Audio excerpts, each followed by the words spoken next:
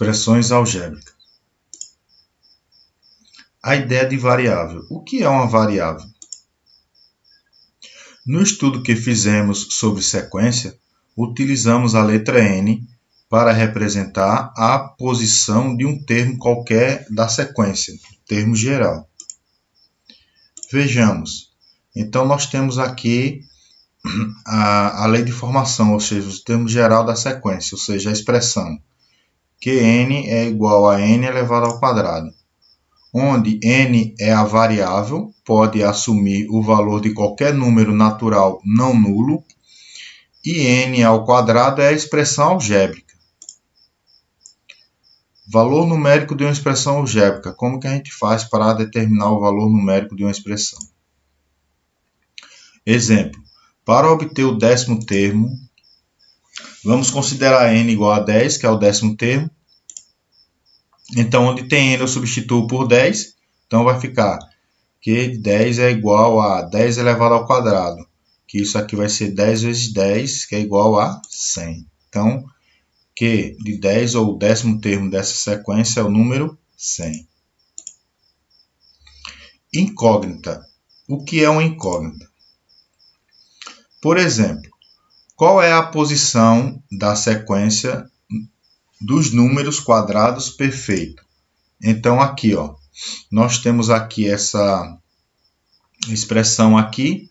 Então, ele quer saber qual a posição. N aqui vai assumir uma posição, números quadrados perfeitos. Então, eu tenho que a raiz de 625 é igual a raiz de n ao quadrado. Então, simplificando isso aqui, ó, corto 2, corto a raiz e vou extrair a raiz desse lado. Então, n aqui vai ser igual a 25. A raiz de 625 é 25. Então, vejam que aqui ele não, para essa expressão não é uma variável, é uma incógnita. Então, era o que a gente estava precisando descobrir. Aqui podemos notar que n representa o número 25, ou seja, neste caso não varia. Igualdade. Em matemática também usamos sentenças e usamos símbolos no lugar de palavras.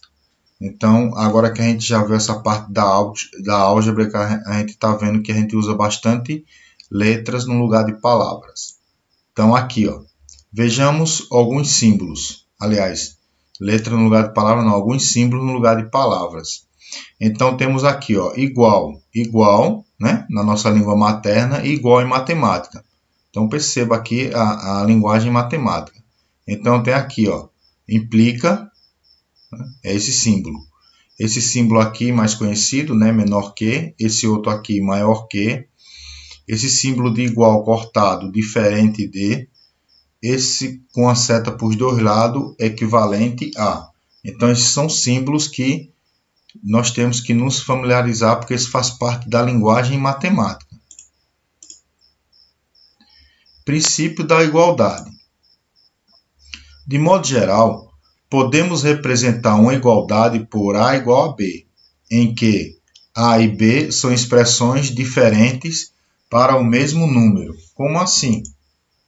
Vamos ver aqui o exemplo. Então, temos aqui, ó, 2 mais 5 é igual a 7. Então, temos duas expressões aqui para o mesmo número. Estou representando o 7 de uma maneira aqui e aqui o número 7. Temos outra forma aqui, ó. 4 elevado à terceira potência menos 5 é igual a 59. Então, tenho uma expressão desse lado igual a 59. Outra expressão aqui, ó. A nossa expressão A que nós temos aqui, do lado aqui, né?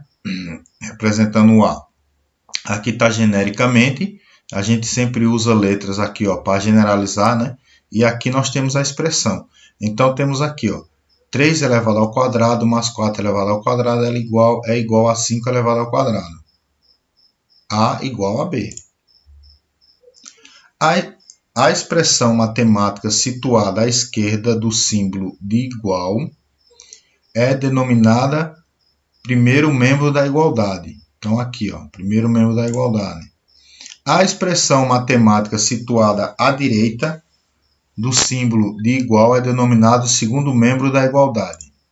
Então, aqui, ó, como assim? Aqui, ó. primeiro membro, né, à esquerda, à direita do igual, segundo membro.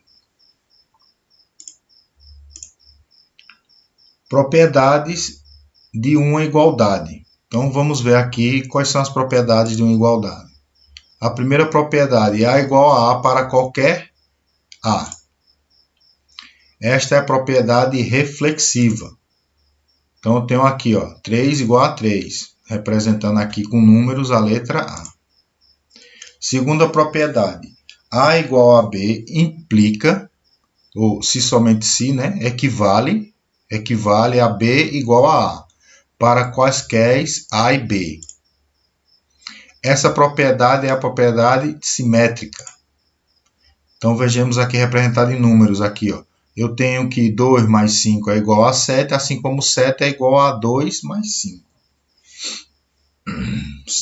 São equivalentes.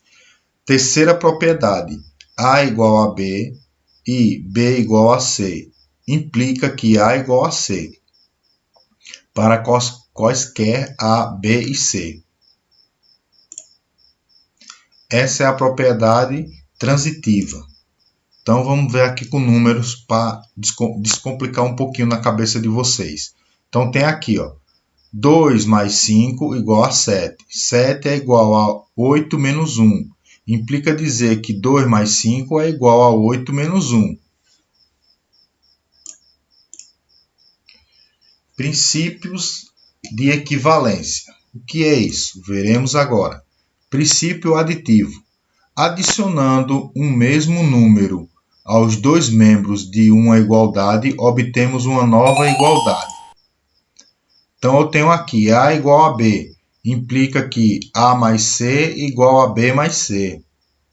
Então temos aqui, ó, o desenho aqui da balança, a analogia da balança. Então aqui temos alguns pesos aqui, ó, 2, 2, aqui o 3, aqui o 4. Temos algumas caixas aqui com os números aqui e tem outra aqui, ó, 4, 3 e 1. Então podemos perceber que a balança está equilibrada, né? Se eu somar aqui eu tenho 8, somando no outro lado também eu tenho 8. Essa balança não vai se alterar. Princípio aditivo. Se eu adicionar 3 desse lado, eu vou adicionar 3 desse lado também para que continue o equilíbrio da balança. Então aqui, ó, princípio multiplicativo. Isso, voltando um pouco aqui também a esse princípio aditivo, isso também vale para subtração. Princípio multiplicativo.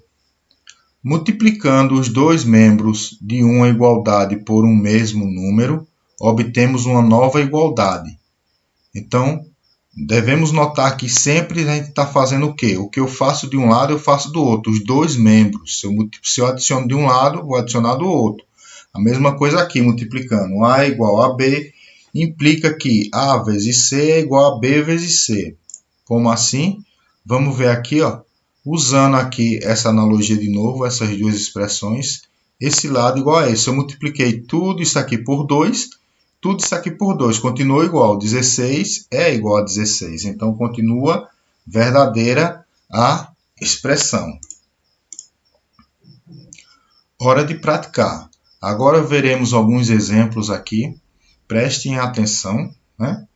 E que vai ajudar vocês, assim como todo o conteúdo que eu já falei. Vocês têm a possibilidade de pausar o vídeo, de voltar e assistir de novo. E vamos lá para os exemplos. Primeiro, identifique o primeiro e o segundo membro de cada igualdade. Isso daqui tranquilo, não vai ter cálculo aqui, a gente vai usar só o conceito. Lembram lá o que é o primeiro membro? O primeiro membro é o que está do que lado? Muito bem.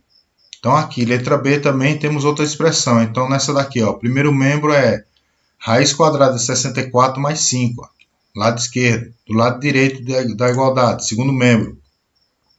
2 elevado ao quadrado mais 4 mais 5 elevado ao quadrado. A mesma coisa aqui, ó. A primeira parte aqui, ou seja, o que está do lado esquerdo, primeiro membro. 1/16 mais 3 elevado ao quadrado. Segundo membro, raiz de 1 sobre 256 mais 9. Até aqui tranquilo, né?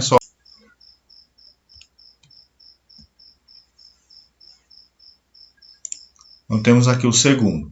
Na igualdade x menos 5 igual a 12, eu adicionei 8 ao primeiro membro. Como devo escrever o segundo membro para continuar existindo uma igualdade? Ora, para continuar existindo uma igualdade, se eu somei 8 de um lado, eu vou ter que somar ele do outro lado, né? Se eu adicionei, eu vou ter que adicionar do outro lado. Então, vai ficar 12 mais 8, né, o segundo membro, ou 20. Terceira questão. Multiplique cada membro da igualdade 16x igual a 64 pelo número 1/8. Em seguida, descubra o valor de x na nova igualdade obtida. Então, vamos multiplicar aqui, ó. Lembrando, quando eu multiplicar isso aqui, ó, multiplicação aqui vai ser 1 vezes 16 e o resultado é dividido por 8. A mesma coisa aqui, 64 vezes 1, o resultado é dividido por 8. Então, isso aqui vai ficar 2x igual a 8. Então, agora aqui, ó, para tirar esse 2 daqui, eu vou dividir os dois lados por 2. Então, vai ficar x é igual a 8 sobre 2. Dividiu 2 por 2, só ficou x. E 8 dividido por 2. 8 dividido por 2 é 4. Então, achamos aqui x igual a 4. Boas atividades!